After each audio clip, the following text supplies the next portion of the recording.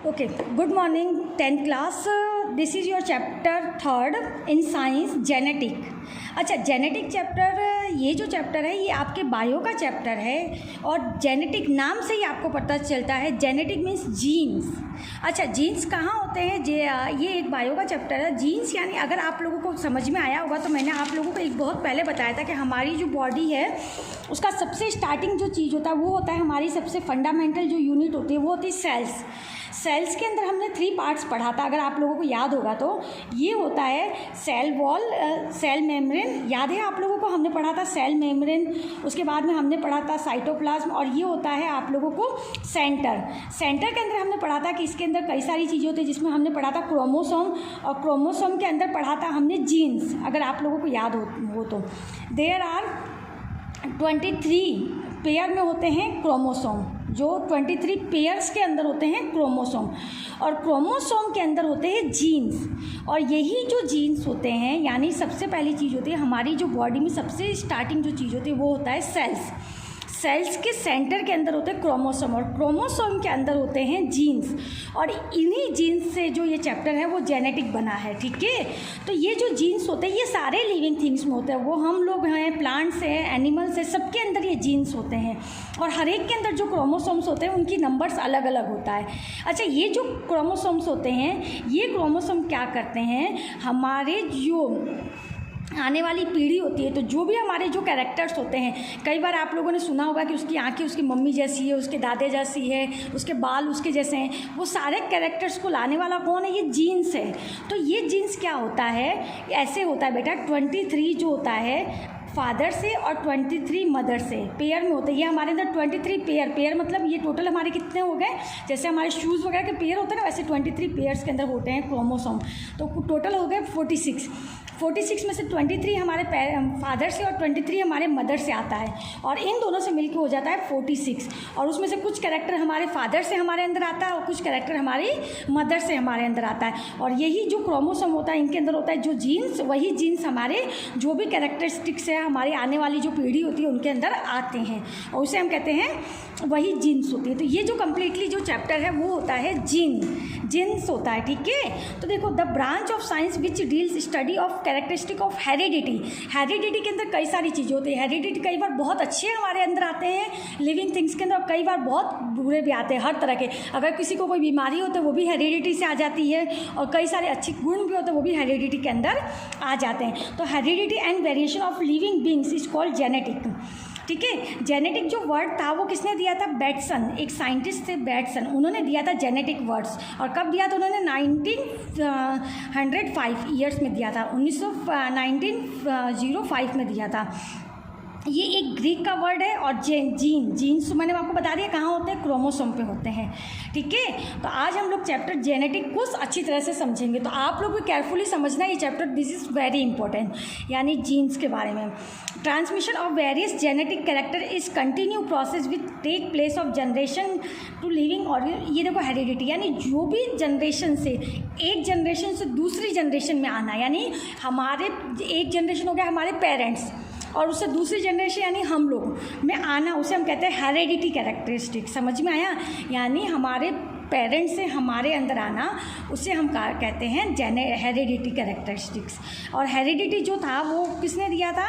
Spencer ने। अब इसमें कई बार क्वेश्चन बोर्ड के अंदर आता है कि हेरिडिटी टर्म किसने दिया था, तो वो स्पेंसर ने दिया था, और जेनेटिक टर्म किसने दिया था? बेटसन ने दिया था। ये कई बार बोर्ड के अंदर क्वेश्चन आते हैं, 1 नंबर के आते हैं, तो वो आपको याद रखना होगा। ठीक है, और parental generation of spring is called heredity.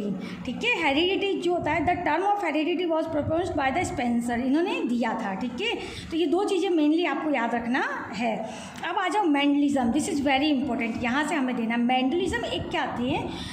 जीजर John Mendel, एक जॉन मेंडल जो थे, ये एक बहुत, इन्हें कहा जाता है फादर ऑफ जेनेटिक। इन्होंने सबसे पहले देखो, इन्होंने जो जेनेटिक वर्ड दिया है, इन्होंने 105। आपको पता है ये जो साइंटिस्ट थे ये जब जिंदा थे तो इन्होंने क्या किया था, ये इनको फादर ऑफ जेनेटिक बाद में कहा गया था। ये जब इन्होंने क्या किया था कि अपनी लाइफ के अंदर इन्होंने पी प्लांट पे एक्सपेरिमेंट किया था और इनको जो सक्सेसफुल मिला था, इनको जब बाद में लोग इन्होंने अपनी एक बुक के अंदर लिखा था और सारी चीज़ें बताई थी, बट उस समय इनको अपनी जो एक्सपेरिमेंट का जो सक्सेस था वो इनके मरने के बाद इनको मिला था। पता है आपको, इन्होंने देखो 84 में ही इन्होंने एक्सपेरिमेंट कर लिया था, 84 से पहले ही जब इनकी डेथ हुई थी। ये देखो ये इनका जन्म का टाइम है और ये इनके डेथ का टाइम है, यानी इन्होंने जब इनका जो जन्म हुआ था वो 22 में हुआ था और 1884 में ये डेथ हो गई थी इनकी।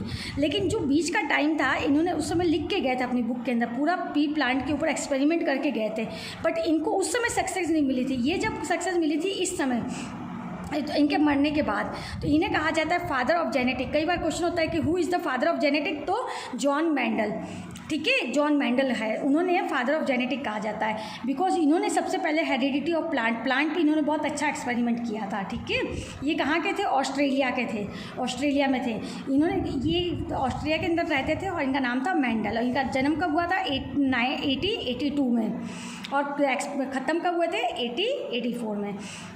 और देखो इन्होंने क्या किया था, फिलोसफी की डिग्री लेने के बाद में ये एक चर्च के अंदर काम करते थे। चर्च में काम करते करते इन्होंने, उनके पास में एक गार्डन था चर्च के उधर, उन्होंने क्या किया था कि एक पी का प्लांट लिया था।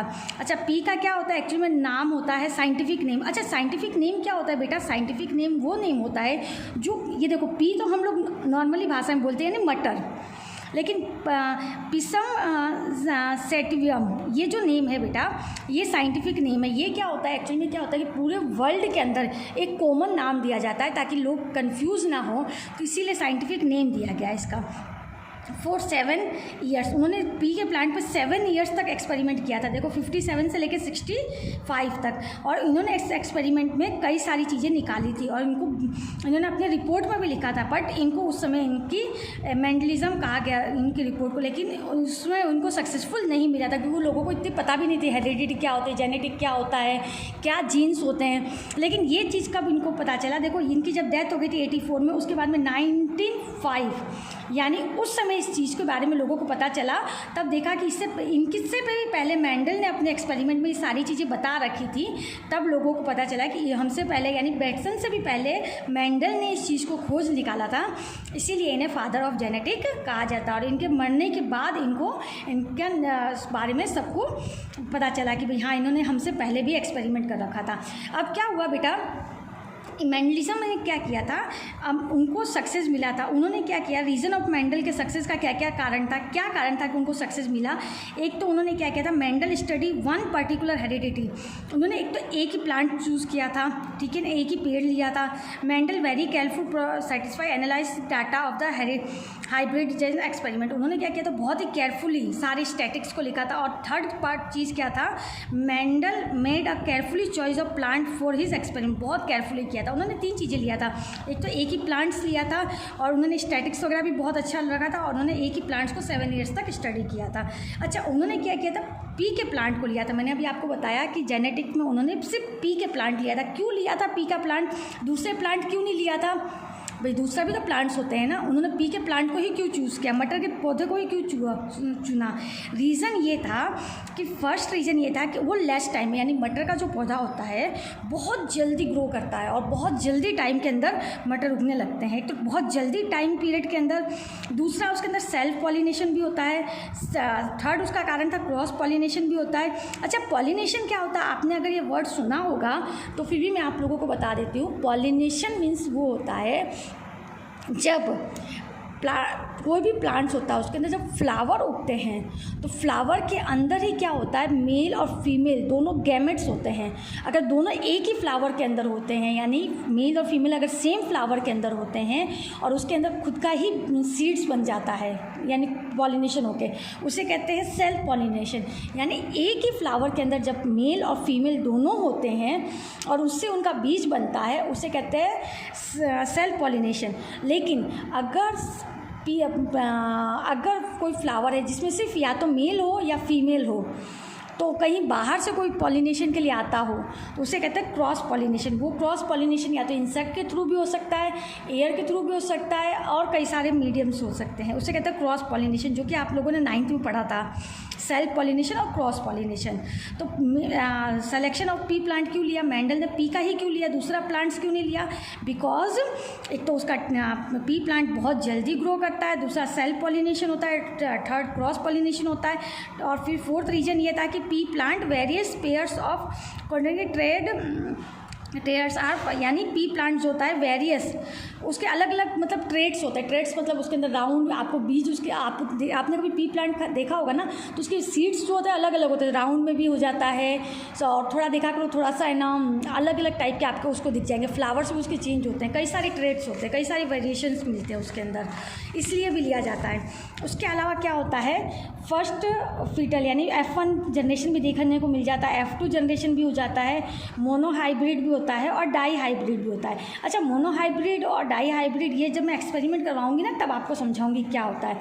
फर्स्ट जनरेशन भी हो जाता है, सेकंड जनरेशन भी होता है। अच्छा, फर्स्ट जनरेशन सेकंड जनरेशन क्या होता है, जैसे मान लो आपकी परदादी हो गई, डबल ग्रैंड मदर, तो वो हो गई फर्स्ट जनरेशन। सेकंड जनरेशन आपके मम्मी पापा, सॉरी आपके दादा दादी हो गए फर्स्ट जनरेशन, आपके मम्मी पापा हो गए सेकंड जनरेशन, और आप लोग हो गए थर्ड जनरेशन। वैसे ही प्लांट्स का भी होता है, first generation, second generation, third generation, समझ में आई ना।